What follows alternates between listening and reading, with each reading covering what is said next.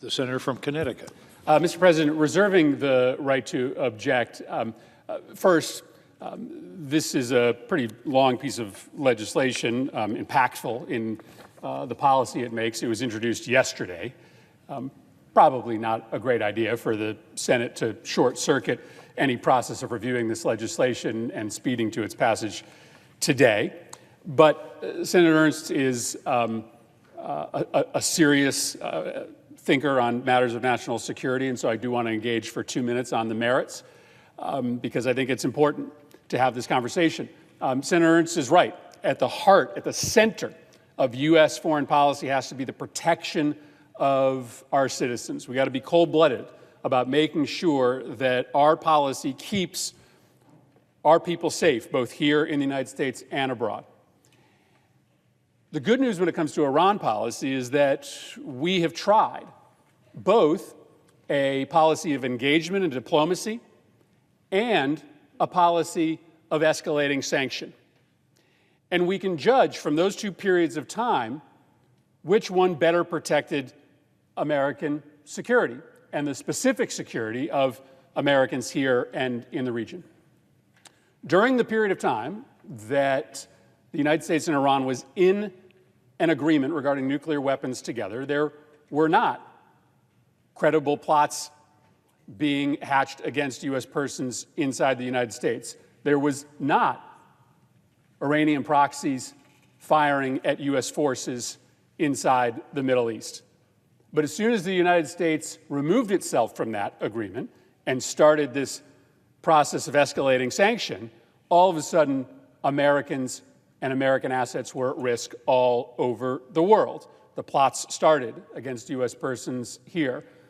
The Iranians and their proxies started regularly shooting at Americans in the region. And so the facts are the facts. Less threat to the United States when we were in a diplomatic agreement, more threat to the United States when we weren't in a diplomatic agreement. I think that speaks to the question of whether engagement or maximum pressure actually, in the end, protects Americans best. But second, I want to make this point, and I think it's an important one. This is called the Punish Act. And I understand why. It speaks to a view of sanctions as simply a mechanism of punishment.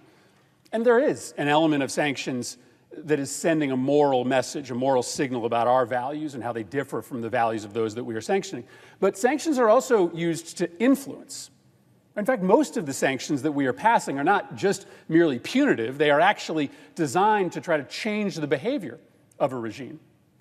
And so that's why, if we enter into a nuclear agreement, the only sanctions that I think we should remove are the sanctions that were specifically put in place to influence the Iranians to give up their nuclear weapons program. In fact, I would argue, and I think President Biden would argue, I'm sure President Biden would argue, that we should keep in place the sanctions that have been levied against Iran to try to influence their ballistic missile program or their support for terrorists.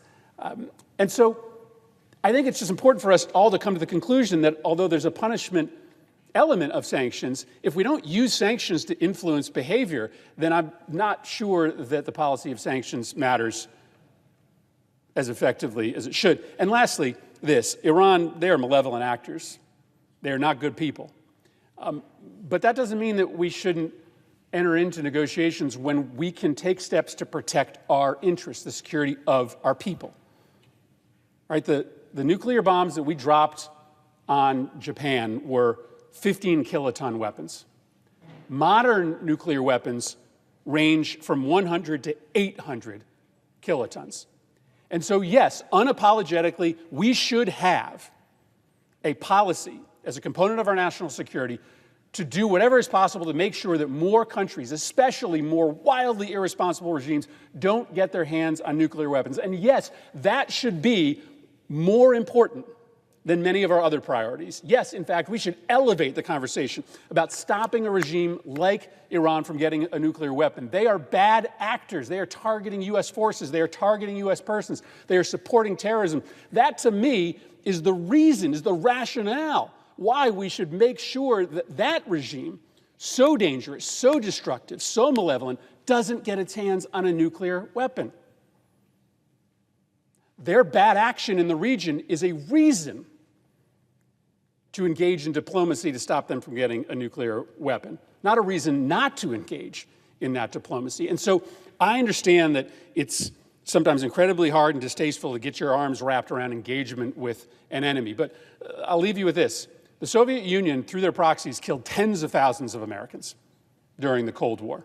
There was no doubt that they possessed on a daily basis the existential, the ability to wipe out the United States.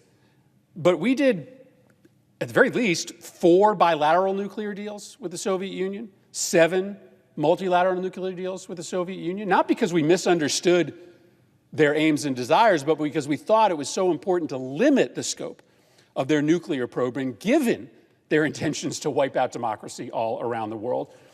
I agree it's apples to oranges comparing the Soviet Union to Iran, but the same principle applies.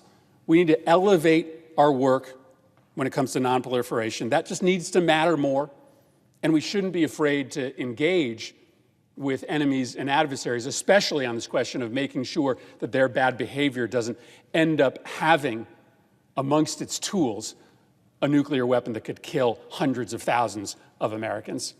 For that reason, I object.